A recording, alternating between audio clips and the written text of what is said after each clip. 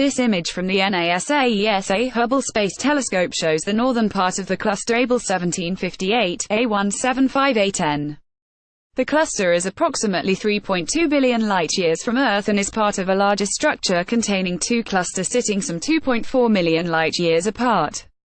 Credit ESA Hubble, NASA resembling a swarm of flickering fireflies. This beautiful cluster glows intensely in the dark cosmos, accompanied by the myriad bright lights of foreground stars and swirling spiral galaxies. A175A10 is a subcluster of Abell 1758, a massive cluster containing hundreds of galaxies.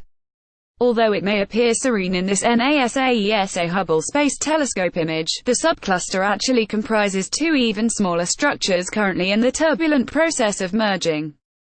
Although often overshadowed by its more famous cousins, including the Fornax cluster and Pandora's cluster, Abell 1758 contains more than its fair share of intrigue. The cluster was first identified in 1958, and initially logged as a single massive object.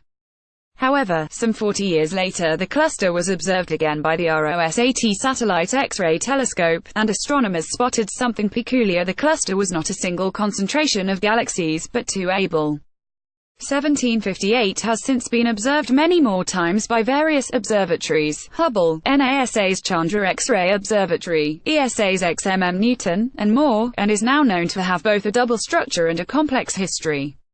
It contains two massive subclusters sitting some 2.4 million light-years apart.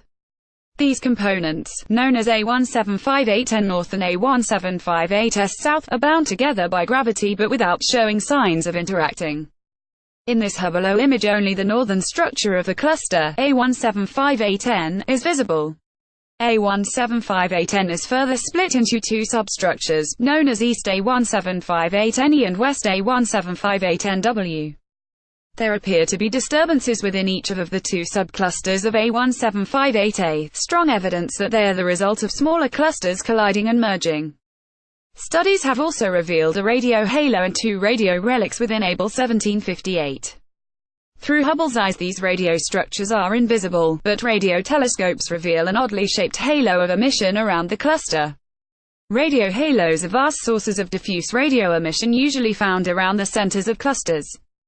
They're thought to form when clusters collide and accelerate fast-moving particles to even higher speeds, implying that clusters with radio halos are still forming and merging. Collisions such as the one A175A10 is undergoing are the most energetic events in the universe apart from the Big Bang itself.